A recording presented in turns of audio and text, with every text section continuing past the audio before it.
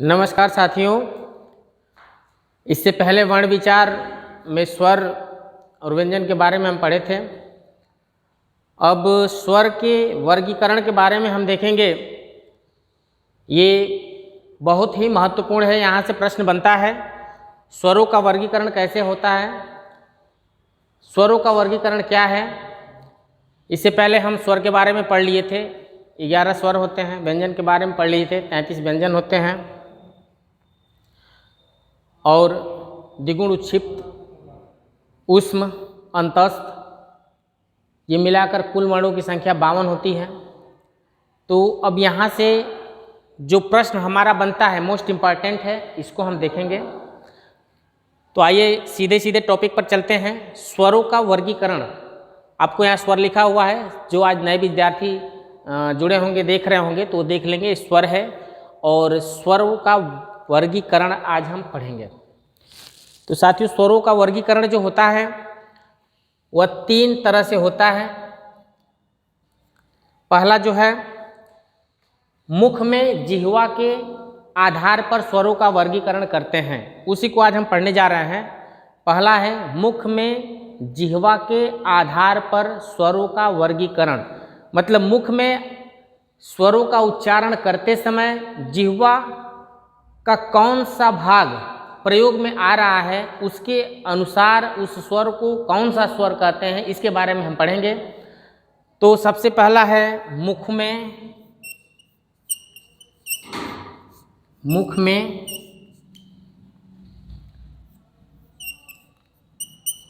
जिह्वा के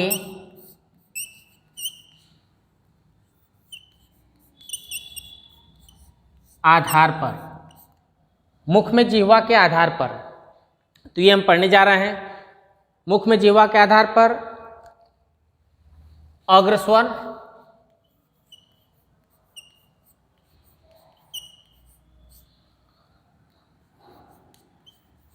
मध्य स्वर,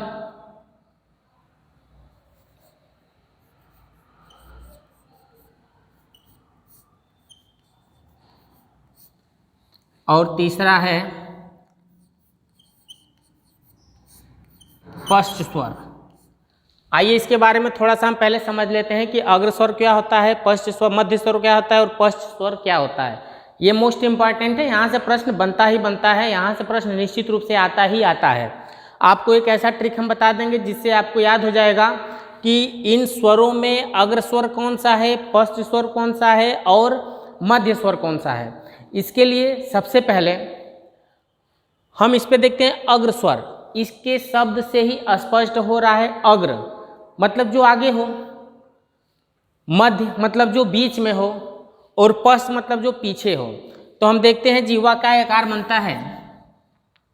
जिह्वा का जो ये आकार है, इस आकार में आप ध्यान दीजिए कि जब स्वरों का उच्चारण करते समय जिह्वा के आगे वाले भाग सक्रिय रहते हैं, जिह्वा का अगला भाग सक्रिय होता है, वह स्वर अग्र स्वर कहा जाता है। जिस स्वर का उच्चारण करते समय जिह्वा का मध्य भाग सक्रिय होता है, उस स्वर को हम मध्य स्वर कहते हैं। तथा जिस स्वरों का उच्चारण करते समय जिह्वा का पश्च भाग, पिछला हिस्सा, यह सक्रिय होता है, उस स्वर को हम पक्ष स्वर कहते हैं। इसको समझने का तरीका है, एक आपको ट्रिक हम बता देंगे, उस ट्रिक से आप याद कर लेंगे। सबसे पहले आप एक चीज याद कर लीजिए, मध्य स्वर क्या होता है,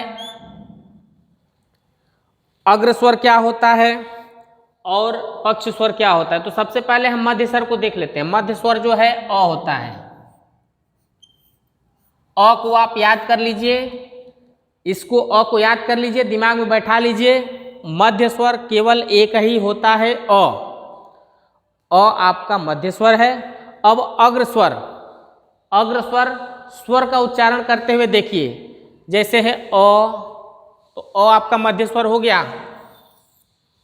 आ, फिर ई, उ, ऊ, री, ए, ऐ, ओ, औ। इसका उच्चारण आप कर लीजिए और प्रैक्टिकली देखिए कि जीवा का कौन सा हिस्सा सक्रिय होता है। फिर यहाँ पे देखिए हम लिखते हैं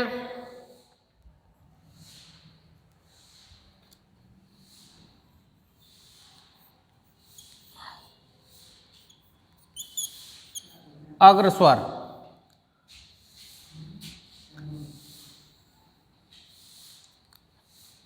ई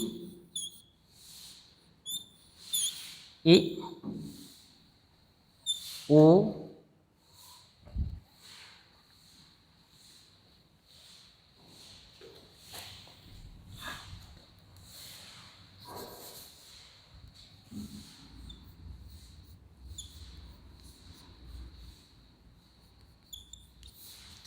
अग्रस्वर जो है ई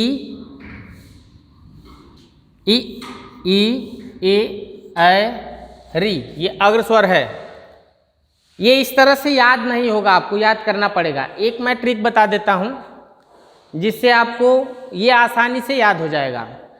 और ये ट्रिक आपको पसंद आए तो लाइक करिएगा, कमेंट करिएगा और कमेंट में ज़रूर लिखिएगा कि ट्रिक आपको कैसा लगा।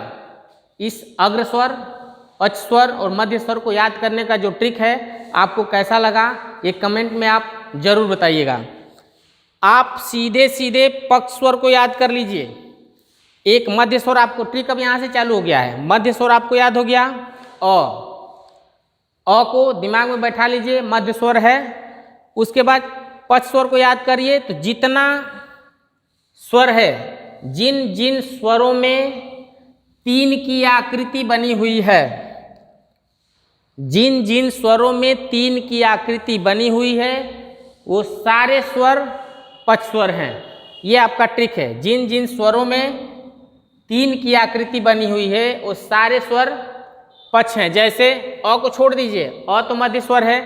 उसके बाद ये है आ,